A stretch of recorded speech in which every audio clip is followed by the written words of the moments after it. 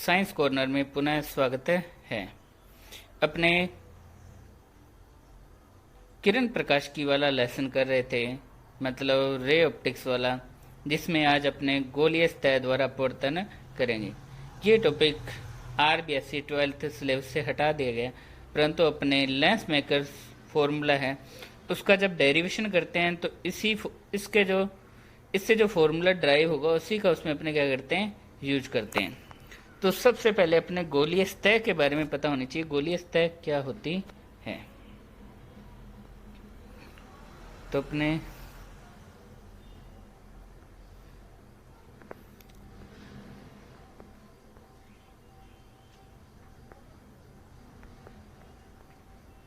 देखो, गोलीय सतह द्वारा अपवर्तन में सबसे पहले अपने गोलीय सतह के बारे में पता होना चाहिए। तो गोलीय सतह क्या होगी? गोलीय अपवर्तक सतह एक ऐसा माध्यम है जिसकी वक्र सतह किसी गोले का एक भाग होती है। मतलब गोलीय अपवर्तक सतह कौन सी होगी? जिसकी जो वक्राकार भाग हो वो क्या होगा? किसी एक गोले का भाग हो। अब गोलीय अपवर्तक सतह क्या होती है? दो प्रकार की होती है। एक तो अवतल गोलीय अपवर्तक सतह, दूसरी कौन सी होगी? उत्तल। अवतल कौन सी होगी? ऐसी गोलीय अपवर्तक सतह जो कि विरल माध्यम में कैसी हो? अवतल हो, तो उसे तो अवतल गोलीय सतह कहेंगे। और यदि विरल माध्यम में कैसी हो अपवर्तक सतह? उत्तल हो, तो उसे क्या कहेंगे? उत्तल गोलीय अपवर्तक सतह।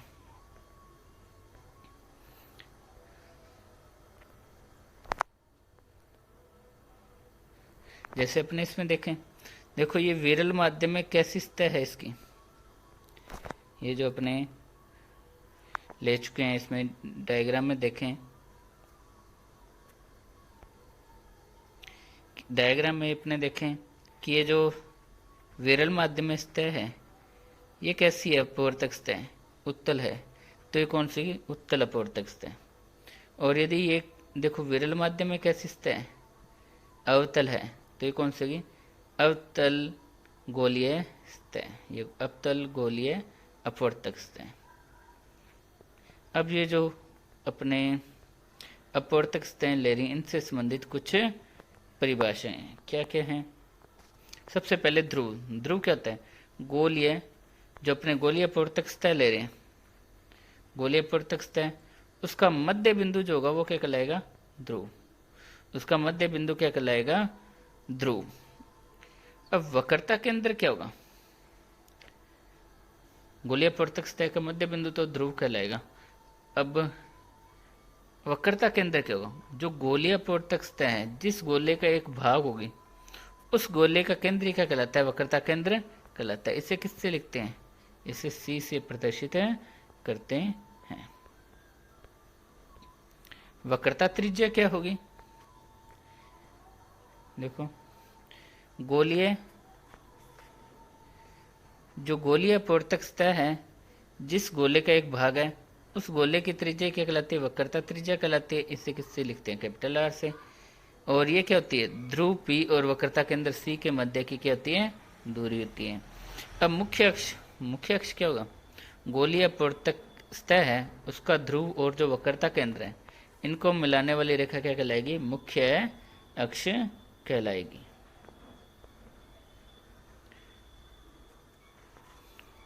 अब द्वारक क्या होगा? गोलीय अपवर्तक सतह का जो प्रभावी व्यास होता है उसे क्या कहते हैं? अपने द्वारक कहते हैं। तो अब देखें अपने इसमें जो गोलीय अपवर्तक सतह है इसके ध्रुव वगैरह आपको बताता हूँ कौन कौन सा ध्रुव है।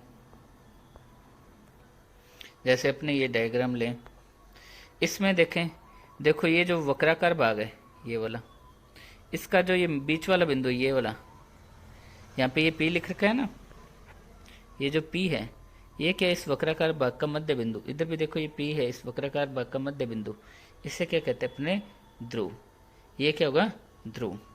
वक्रता केंद्र क्या होगा? देखो ये जो गोलीय अपवर्तक सतह है इसका ऐसे अगर गोला बनाए ऐसे, तो ये जो गोला होगा इसका केंद्र होगा, ये क्या कहलाएगा? वक्रता केंद्र।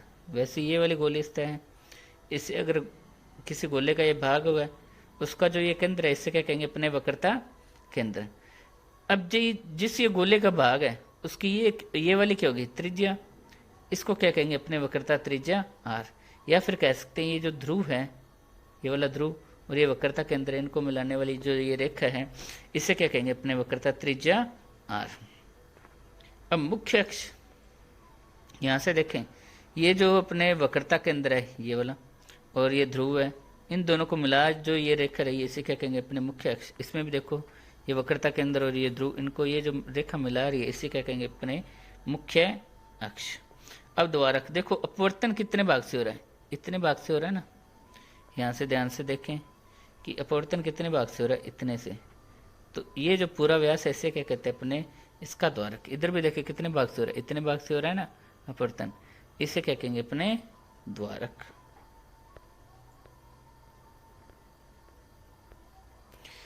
अब नई कार्तीय चिन्ह प्रणाली क्या है अपने, देखो जैसे दर्पण में थी उसी तरीके से इसमें भी कार्तीय चिन्ह प्रणाली की क्या, सभी दूरियां अपने जैसे दर्पण में कहां से मापते थे, ध्रुव से, वैसे इसमें भी कहां से मापेंगे, ध्रुव से।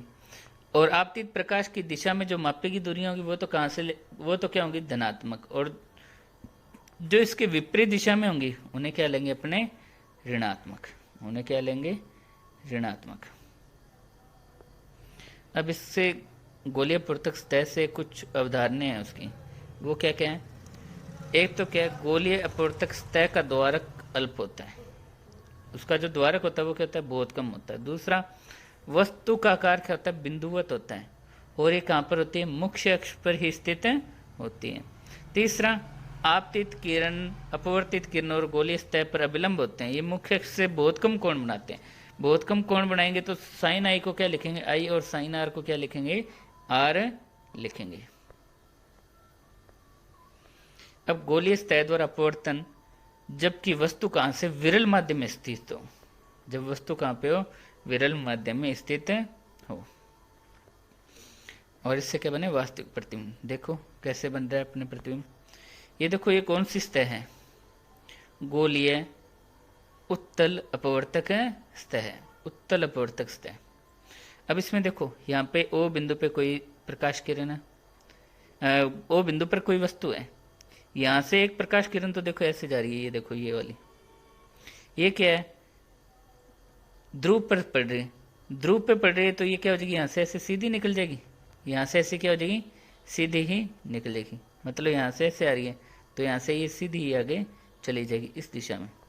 दूसरी प्रकाश किरण देखो, ये जो मुख्य अक्ष से कुछ कोण बनाते हैं, यहाँ पे आपतित हो रही है, यहाँ पे आपतित हो रही है ए बिंदु पर, तो सबसे पहले क्या बनाना पड़ेगा अपने अपवर्तन को दिखाने के लिए यहाँ पे अभिलंब। ये जो एन सी है ना, ये क्या है ए बिंदु पर अभिलंब है, और अभिलंब हमेशा कहाँ पे मिलेगा गोलीय अपवर्तक सतह के लिए उसके वक्रता केंद्र पर ही मिलेगा, तो ये अभिलंब एन सी बना।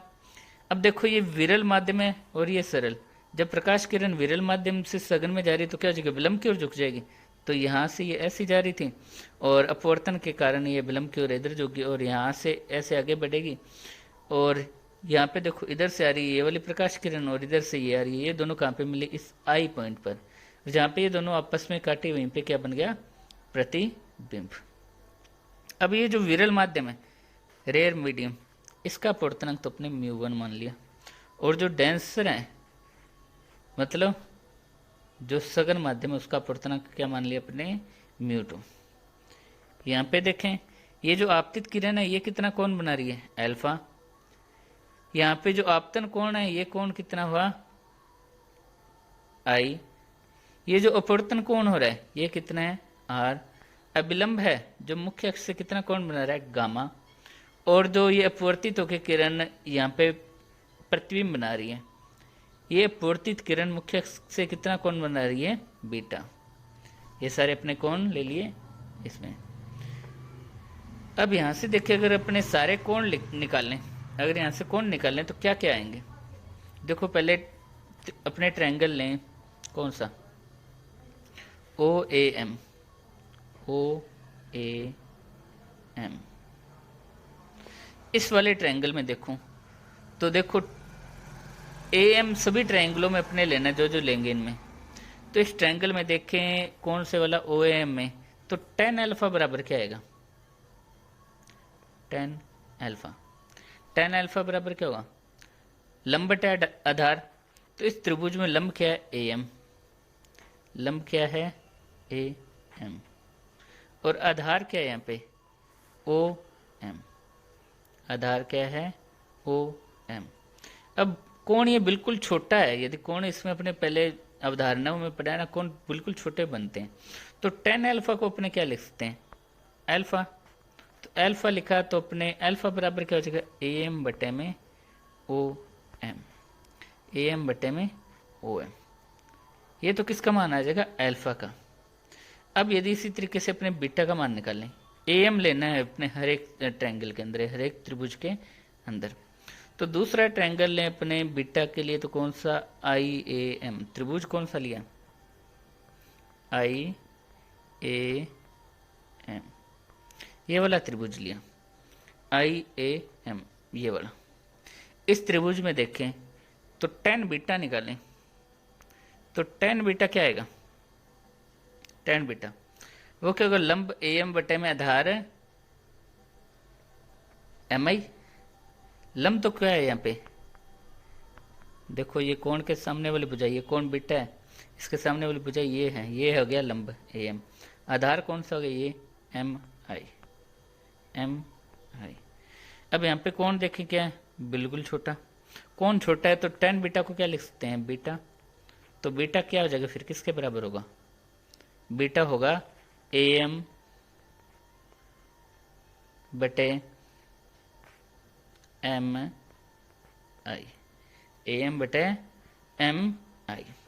ये आ गया बीटा का मान। अब ऐसे ही अपने गामा का निकालना है, तो देखो गामा के लिए कौन सा ट्रायंगल लेंगे, ये छोटे वाला। देखो ये कौन सा है, ए एम सी।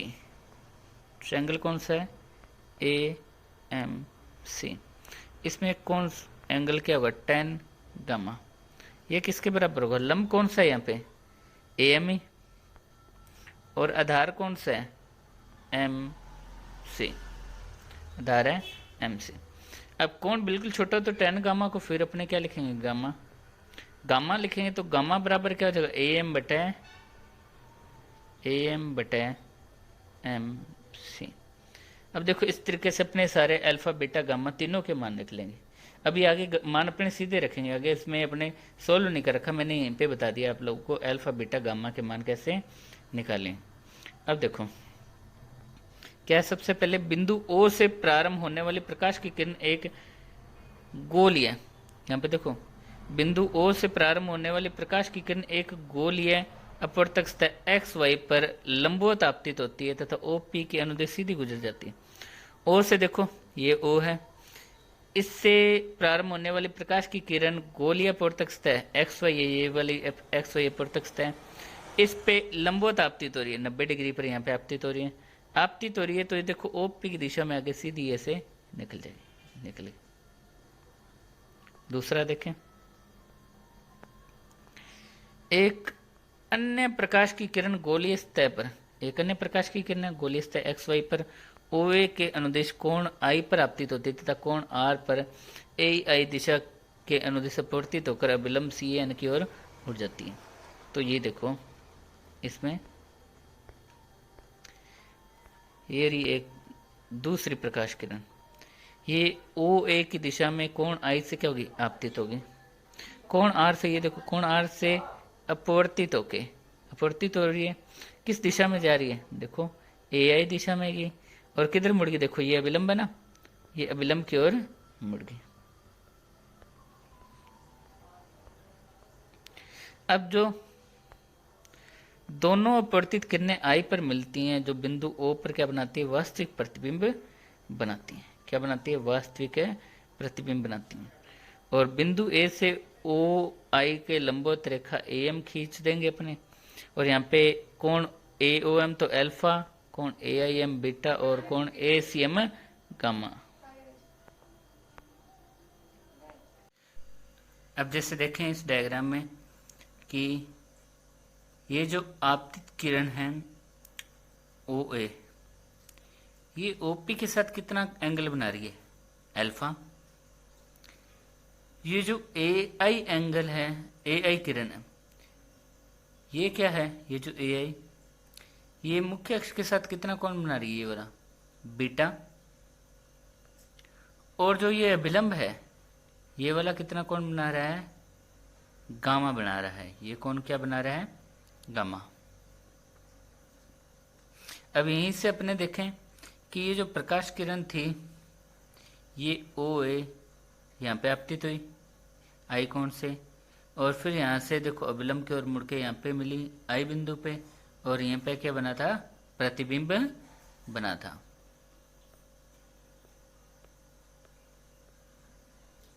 अब देखो यहाँ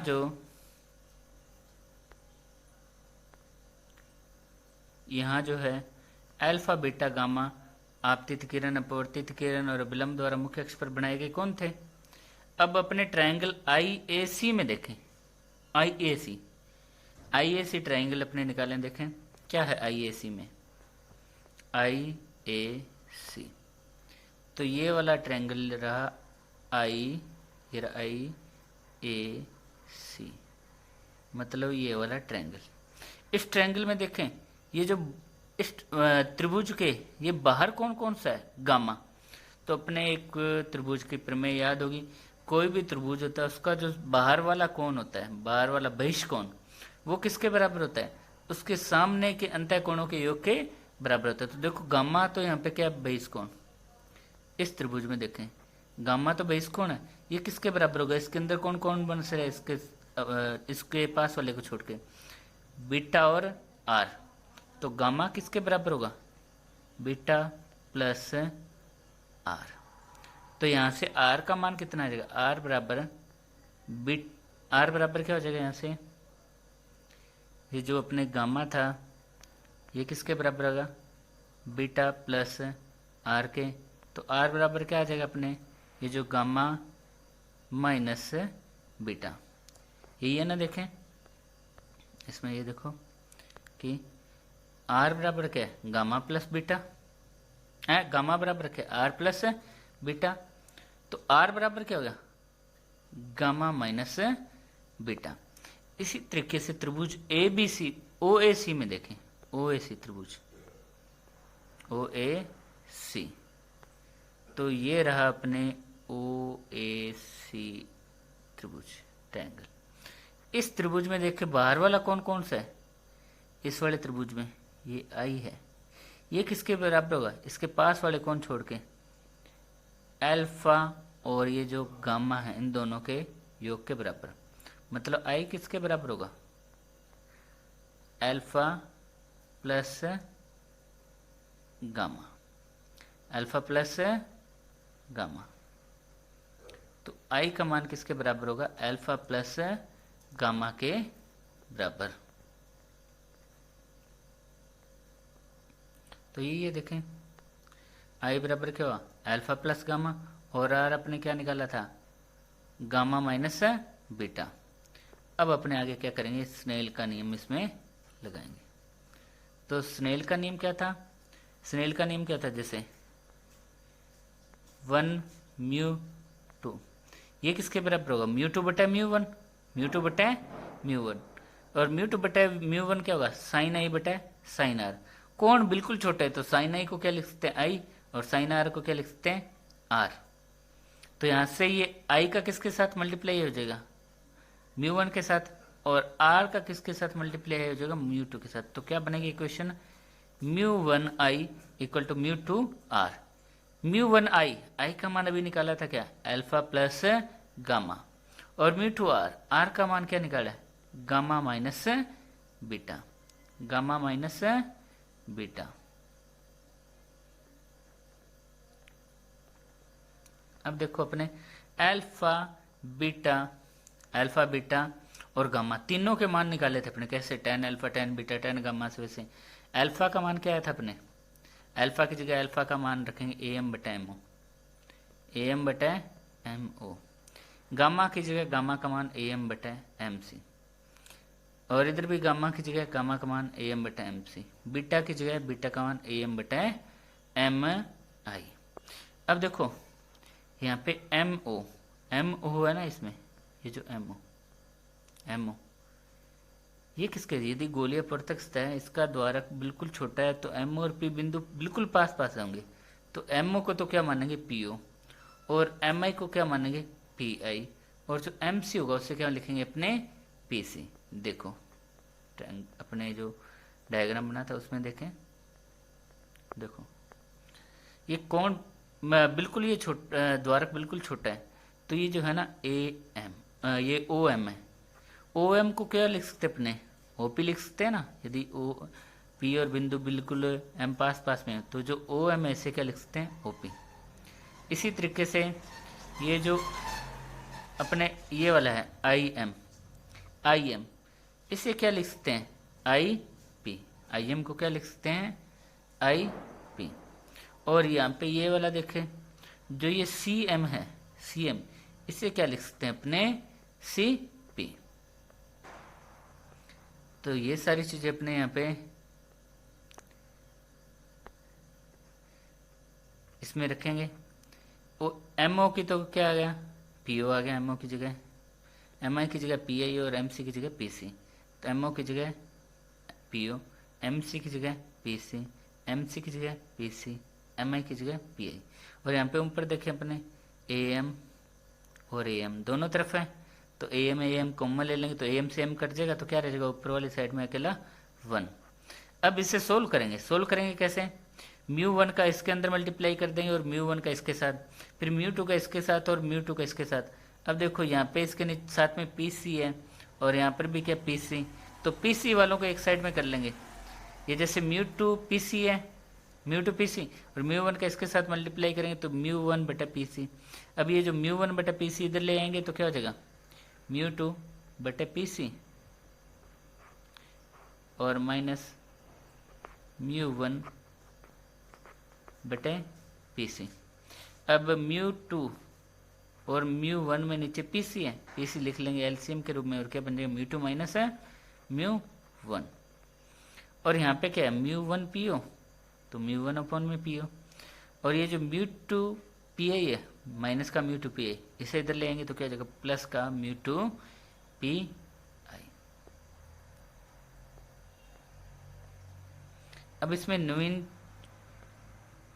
कार्तीय चिन्ह प्रणाली का प्रयोग करेंगे, तो उसमें पी ओ मतलब वस्तु की दूरी थी वो तो माइनस यू, पी आई प्रतिबिंब इधर दर्पण अपने जो गोलीय अपवर्तक था उसके पीछे बन रहा था तो प्लस वी, और जो उसकी वक्रता त्रिज्या आर थी वो देखेंगे अपने डायग्राम में तो क्या आएगी प्लस आर। अब ये तीनों मान यहाँ पे रख दिए तो अपने क्या फॉर्मूला बन गया mu 1 minus mu 1 upon minus u plus mu 2 upon v equal to mu 2 minus mu 1 upon r. ये फॉर्मूला अपने काम में कहाँ पे लेंगे लेंस मेकर सूत्र में। तो आज के लिए इतना ही, अगले वीडियो में अपने मिलेंगे लेंस मेकर सूत्र के साथ। तब तक के लिए धन्यवाद।